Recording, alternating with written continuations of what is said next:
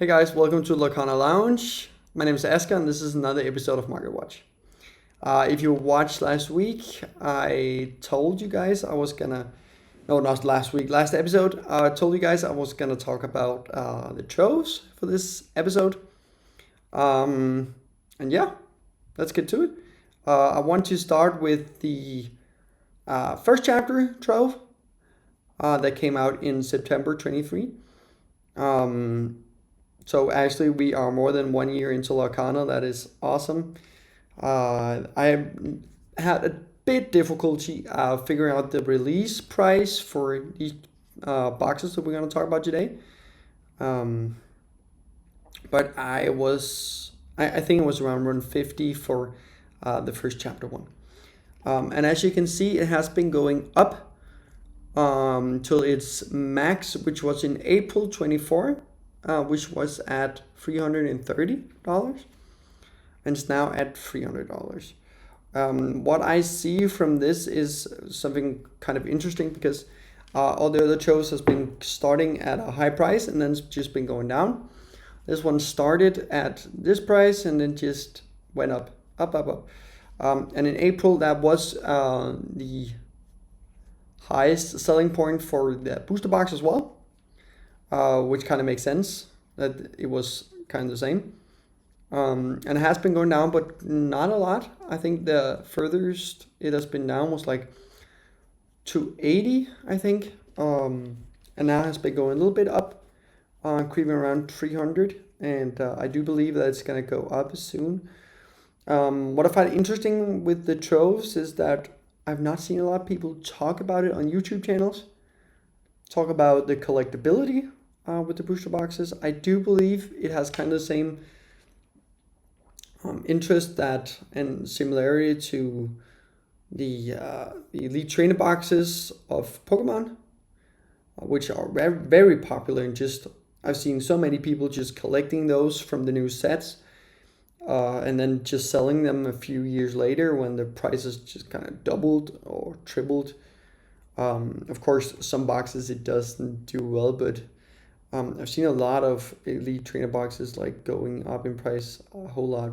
As you guys probably know. I know there's a lot of people collecting Lorcana that knows a lot about Pokemon as well.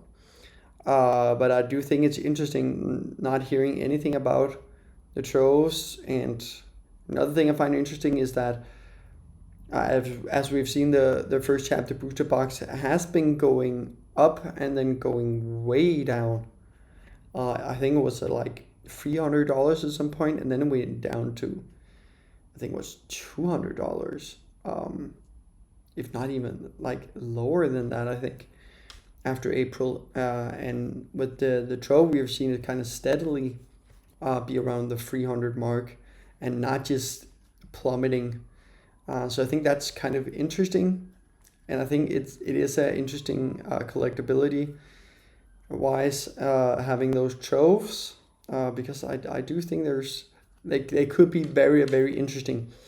And I think the most interesting is actually the newer boxes.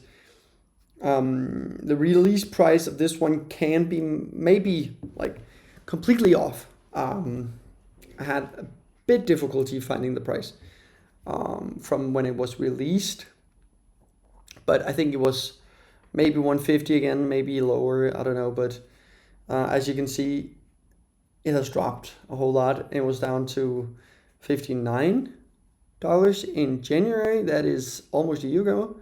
Now it has been going up to 68, and no, percentage wise, this is not that charming to go into, seeing it from now almost a year, only going up $8, but of course it's fluctuated a lot. But I think it's a very interesting collectability stand again, because I just think that it is undervalued a whole lot. When you look at the Trove in the first chapter, it's $300. The booster box is not even $300, so it's actually more expensive than the booster boxes. And here it's at $67. I think the booster box is at maybe 100, maybe 90. So there's a bit of a shift there. And again, Rise of the Floodborn, interesting set. I don't think there was that many boxes released. So I don't think the inventory is enormous. I don't think there's gonna be like, what's it called, when they make another, not shipment, but yeah, you guys know what I mean. When they do another, they print out a whole lot, reprint. Yeah, the reprint, that was it. I don't think there's going to be another reprint. I heard people talk about a Rise of the Floodborn. I think it's way too long ago. As you can see, it was last year. We're in October right now, so it's almost a year ago. I don't think there's going to be another reprint. Like, I think we're set, and I think it's the price is interesting with the Rise of the Floodborn, and just to see, like, collection wise, is this going to keep up in value? Is it going to go up? I do believe the price is going to go up. Again, not saying like buy this. It's definitely a money group, even though I'm kind of suggesting it with the thumbnail on the video.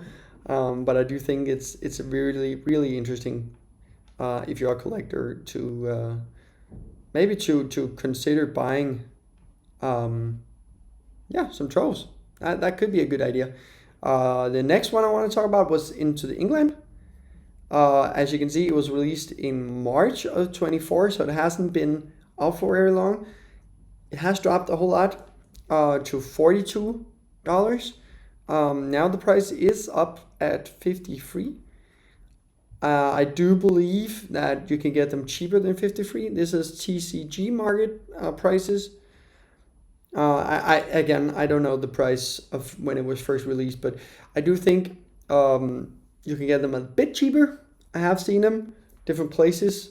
Card market, for example, I've seen them a bit cheaper. But I think it's really, really interesting with the Into the Inklands, because if this is like a steady thing that is gonna, the Troves are gonna go down to $42 or maybe even lower for the next couple of sets, and then starting rising, and maybe we see the same thing we do in Pokemon with the Elite Trainer boxes. I just think it's a very interesting market with the Troves, because I don't think anybody's talking about it, and especially with the newer sets, like the prices, they just plummet. Like, could they be going up? I like the Ursula return is absolutely insane. I've seen people selling boxes for cheap, very cheap, maybe like $100, maybe $50. But still, the Trove has been down to $42. That is like insanely cheap. So I think it's interesting also just to the Ursula return. Sorry, that is down to. No, I was thinking about the Inklands. I think that's down to like $34. So I did not have that one inside in this presentation, but it's just interesting to just look at it. I don't think I would buy the Ursula's Return. It could be going up. I just think that some of the cards in there, it hasn't been very popular. It's been probably the least favorite set from all of us. So I don't know about that one. That's why I didn't include in this one, this presentation. If you want to see a video where I talk about that one as well and show the prices, I'll happily do that. But I think the Into the Inklands is actually, I think, my favorite, along with, of course, these two. It is tempting to buy some and just see where it goes. And of course, it's nice to have like on your shelf. Well, it looks nice. So that could be pretty awesome. And I've seen people like pulling changes from these ones as well. So it's not like you're not gonna pull anything nice. But I think those three it's gonna be interesting where they go. And I'll of course keep you updated in Market Watch in future episodes to just look at it. How's it going? Maybe do like a sequel of this one.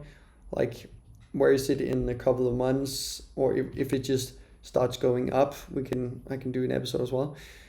If there's anything you guys want me to talk about in the Market Watch episodes, just let me know in the comment. And guys, thank you again for another great episode.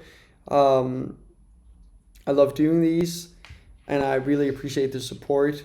The channel is growing, and I love that. It's just amazing to making videos for you guys and just talk about the game that we all love. So I hope to see you guys in the next one.